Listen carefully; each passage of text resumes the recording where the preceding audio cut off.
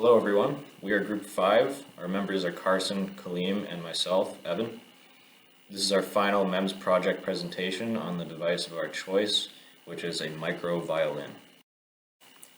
The idea of a micro violin may seem obscure in that it has no practical applications.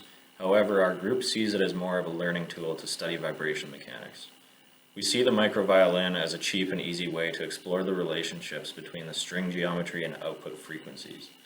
There are also opportunities to explore automation by designing electromechanical actuators to generate varying frequencies and implement control systems to monitor and control the inputs and outputs. Hello, my name is Kaleem, and I will be giving you a refresher on our design. Like a violin or any stringed instrument, the sound produced is a product of the vibration frequency in the strings. In order to achieve this at the micro scale, we need to create devices that elongate or shorten strings to manipulate the tension and in turn change the frequency the strings are able to vibrate at. The purpose of the violin body was to study methods of anchoring large continuous structures to the substrate without causing deformation upon release. Although this device would never see the manufacturing stage, it provided good insight to anchoring methods.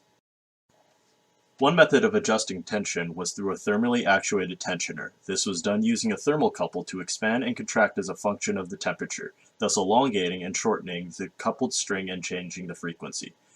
The temperature of the coupling would be controlled from a heating unit which doubled as the anchor. Ideally, the thermal coupling material would have a larger thermal expansion coefficient than all mating structures to ensure that the changes in geometry would be more controllable. Furthermore, experimental analysis would be required to properly measure our theoretical expansion values. The second method of adjusting tension was the use of a cantilever whammy bar. The string would be connected to a cantilever that would have a lever to depress to create axial displacement and thus tension within the strings. The figure shows a relationship between lever depression and axial displacement. Control methods such as blocks could be added to ensure the lever displacement does not create an elongation that exceeds the ultimate tensile strength of the string. For the preliminary design, version 1, we wanted to create a chip that was divided into sections. Each section would have an array of as many tensioning devices so we would be able to extract as much data as possible during the testing phase with minimal concern for damaging any components. After consideration for space limitations, we realized we would not be able to get all the designs to fit. Therefore, we decided to ignore intermediate-sized tensioners and focus on tensioning devices that were on the extreme ends to produce the greatest range of data. Additionally, we combined the cantilever and thermal actuator into one mechanism, as when the cantilever is not depressed, it is just a simple anchor. This layout is seen as version 2 and would become our first manufactured chip. In our initial analysis, we looked at the equations involved in the vibration of a beam with fixed ends because this is the basic geometry of a string. The vibrations occurring in such a beam are dependent on the listed factors here, including tension, length, mass, elasticity, and damping factor. These parameters are determined by material properties and geometry of the beam. An important characteristic of a violin is that it has mechanisms in place to create variation in the parameters mentioned. Initially, our design did not include such a mechanism, so our first analysis did not account for this. To enable variation in the string's tension and length, we decided to implement a chevron actuator. The behavior of the actuator is governed by several key parameters, including thermal expansion coefficient of the SU8 material, which is denoted as theta in the elongation of the chevron beam equation.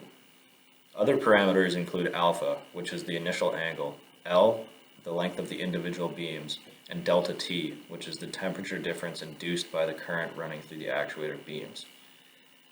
The governing equations of the string vibrations remain the same, but you can observe that the length of the string in the spring constant equation is now increased by the addition of deflection d. This means that the new spring constant of the string is changed by a cubic function of deflection from the actuator. This in turn affects the natural frequency and damping factor of the string. A positive deflection would result in a decreased spring constant, a decreased natural frequency, and an increased damping factor. Because the sensitivity to deflection in the string equations is cubic, a very small initial angle theta should be selected in the design. An overview of our testing methods includes monitoring resonant frequency initiated by acoustic waves, passing AC current through the system with the aim of achieving resonant frequency in the system, whammy bar frequency delta measurements, and monitoring resonance optically. The first method we came up with for testing the resonant frequency of our system was acoustic resonance testing. In order to determine if our system actually achieves the calculated resonant frequency, we need to induce motion on the system. So the way that we would like to try and induce motion on the system is through acoustic waves, illustrated in the figure. So basically what's happening is one of the glasses starts resonating, it'll induce motion in the other glass because they both have the same resonant frequency. So based on the calculated resonant frequency, we would like to play an acoustic sound oscillation to the system and monitor the motion. The way that we would do this is we have a centered frequency, which is our desired calculated frequency, and we would start with some tolerance both above and below the centered frequency. So we would sweep from the below tolerance to the upper tolerance and see at what frequency we actually are achieving resonance at. The next method for inducing motion in the system would be by passing AC current through the system at resonant frequency. To do this, we would use a function generator with probes on each end of the string. By setting the function generator operating frequency, we can choose the lower tolerance and higher tolerance of our sweep. Once the resonant frequency is found, we will be able to see the frequency on the function generator screen and record what our baseline frequency is at. The whammy bar frequency delta describes how much the change in resonant frequency of the string relates to the change in position of the whammy bar. To test this, we would like to apply a force to the whammy bar via the probes provided on the microscopes, and we would like to deflect the whammy bar downwards and measure that change in angle with respect to its initial position. We will then use the same techniques as described above to measure the new operating frequency of the string. This may be compared to the original resonant frequency. We should expect the string to resonate at a higher frequency. So how are we actually going to measure the resonant frequency of our system? One of the ways is optical measurement of resonant frequency. So because our strings are calculated to be resonating at roughly 196 Hz and above, this is much greater than 30 Hz, which the typical camera records at. So if we can utilize a slow shutter speed, we should see some motion blur in the photo. This motion blur basically means that the structure is moving and thus is at resonant frequency. Two of the ways which we'd like to provide proof of motion in our system include using the in-lab microscopes, and the next being using DSLR cameras fitted with a macro lens. The in-house microscopes allow users to record the sample that is being displayed in the viewport. However, the microscopes provide no user settings for capture settings. However, with the DSLR camera, we would be able to operate the camera in a manual mode, setting the shutter speed to a slower rate, allowing us to capture more motion in the system. Ideally, what we would like to capture is an image of the system that is blurry, yet still in focus, the blur coming from motion. Since the system would be vibrating, with a shutter speed slower than the system's vibration, we would be able to see the amplitude of displacement in the system, and we'd be able to deduce that the system was at resonance due to its motion. Additionally, DSLR cameras would provide a higher image quality, which would allow us to digitally zoom the photo in post-processing. Some of the lessons learned while completing this project include stress for surface area relationships. We encountered this issue when designing our first iteration of the violin body. Our first body was designed to be solid. This would have too much contact area between the SU8 material and the substrate, that surface tension after a release would be too great for the body to stick to the substrate.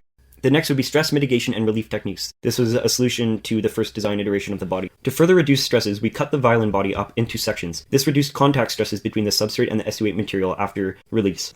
Lastly, we realized a design flaw in our first iteration of the string mechanism. During our calculations, we solved for resonant frequency, which did not include the width of the string. However, what we didn't realize was the width was relative to the plane of motion. So what we did was we changed what was previously the height to now be our calculated width. This would make the string vibrate in plane rather than up and down relative to the substrate. What this allowed for was more throw in the vibration of the string. So, for our final design, we had theoretical resonant frequencies at actual violin string standard tunings. We fully designed a whammy bar structure, which would induce tension in the strings, changing the resonant frequency of the strings. We also implemented thermal actuators via chevron thermal actuators.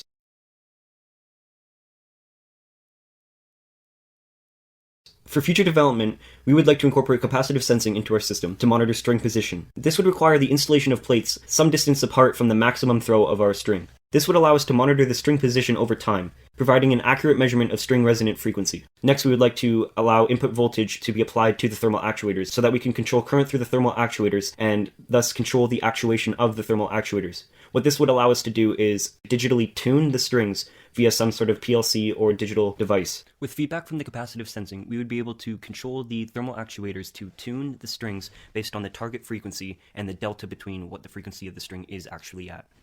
Finally, we would like to encapsulate our system in a violin body.